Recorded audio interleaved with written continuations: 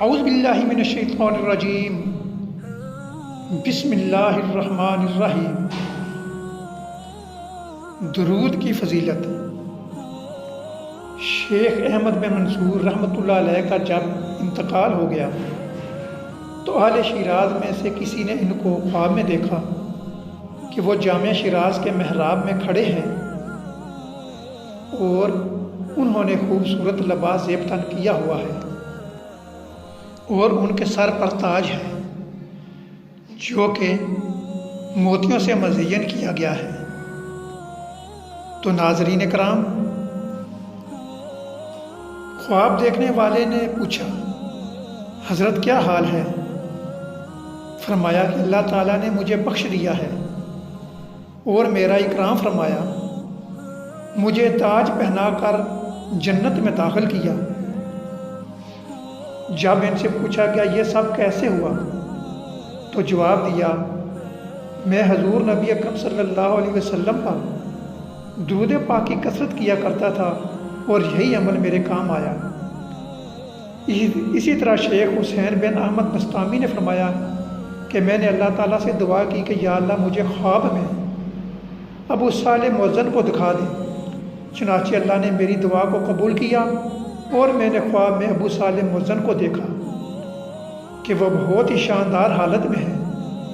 جب میں نے پوچھا، اے ابو صالح مجھے اپنے یہاں کے حالات کی خبر دو، تو انہوں نے فرمایا، اگر محمد صلی اللہ علیہ وسلم پر درود پاک کی کثرت نہ کی ہوتی تو میں تباہ ہو گیا ہوتا۔ جب ابو الحفظ کاغذی رحمۃ اللہ علیہ کے انتقال کے بعد کسی نے خواب میں دیکھا اور پوچھا کہ کیا حال ہے اور اللہ تعالیٰ نے آپ کے ساتھ کیا کیا، تو انہوں نے کہا کہ اللہ نے مجھے معاف کر دیا اور مجھ پر رحم کیا۔ پوچھا کس عمل کی وجہ سے آپ کو یہ انعامات ملے، تو فرمایا کہ جب میں درباری الہی میں لایا گیا تو اللہ تعالیٰ نے ملائکہ سے کہا کہ اس کے گناہ شمار کرو۔ چنانچہ فرشتوں نے میرے نامہ اعمال سے میری صغیرہ کبیرہ غلطیاں لغزشیں سب گن کر دربار الہی میں پیش کر دی۔ تب فرمان الہی ہوا کہ اس بندے نے اپنی زندگی میں میرے حبیب پر جتنا درود پاک پڑھا وہ بھی شمار کر لو۔ جب فرشتوں نے درود پاک شمار کیا تو وہ گناہوں سے کہیں زیادہ نکلا۔ تو حکم الہی آیا کہ اے فرشتوں، میں نے اس بندے کا حساب معاف کر دیا ہے، لہذا اس کو بغیر حساب کتاب کے جنت میں لے جاؤ۔ ایک نیک اور صالح آدمی نے خواب میں ایک نہایت ہی مہیب، ڈراؤنی اور کبھی صورت دیکھی۔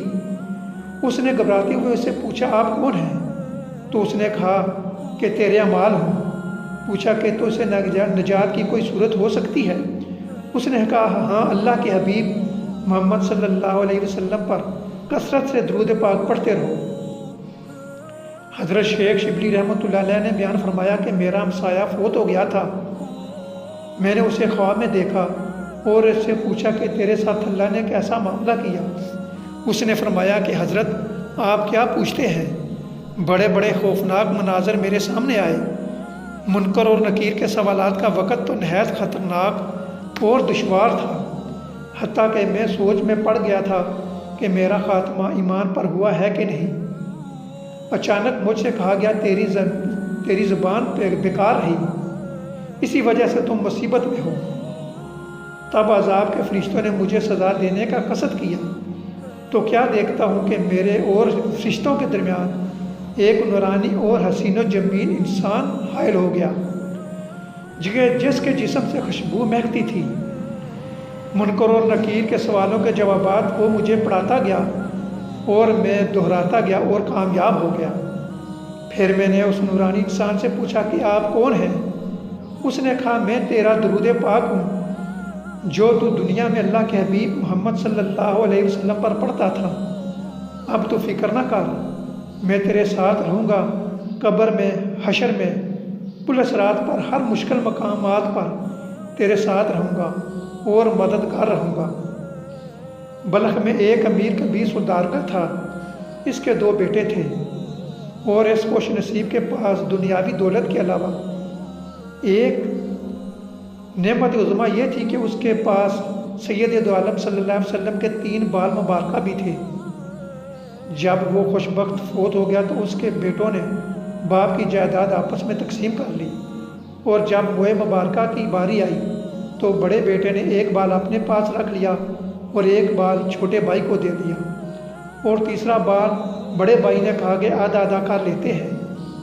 جب چھوٹے بھائی نے کہا قسم ہے اللہ کی کہ میں ایسا ہرگز نہ ہونے دوں گا، کون بدبخت ہے جو رسول اللہ صلی اللہ علیہ وسلم کے بال کے ٹکڑے کرے گا۔ بڑے بھائی نے جب چھوٹے بھائی کی عقیدت اور ایمانی تقاضا دیکھا تو کہنے لگا یہ تینوں بال تم رکھ لو اور اب باپ کی جائیداد مجھے دے دو۔ چھوٹے بھائی نے کہا واہ رے مجھے اور کیا چاہیے، ایمان والا ہی اس کی قدر جانتا ہے، دنیا دار کی میاں نہ کیا جانے۔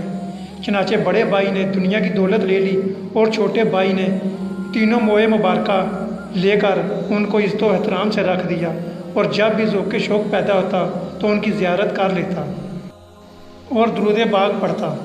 ادھر اس ذات جلہ کی شان دیکھو کہ بڑے بھائی کا مال چند دنوں میں ختم ہو گیا اور وہ کنگال ہو گیا۔ اللہ نے چھوٹے کے مال میں برکت ڈالی اور وہ خوشحال ہو گیا۔ پھر جب حبیب خدا کا وہ جانسار وفات پا گیا تو کسی نے خواب میں رحمت اللہ علیہ کی زیارت کی، ساتھ اسے بھی دیکھا۔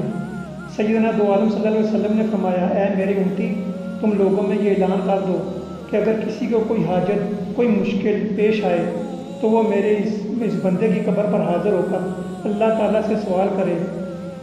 تیار ہوتے ہی اس امتی نے اعلان کر دیا، اس عاشق رسول صلی اللہ علیہ وسلم کی قبر کو اتنی مقبولیت نصیب ہوئی کہ لوگ جوک اس کی قبر پر حاضر ہونے لگے۔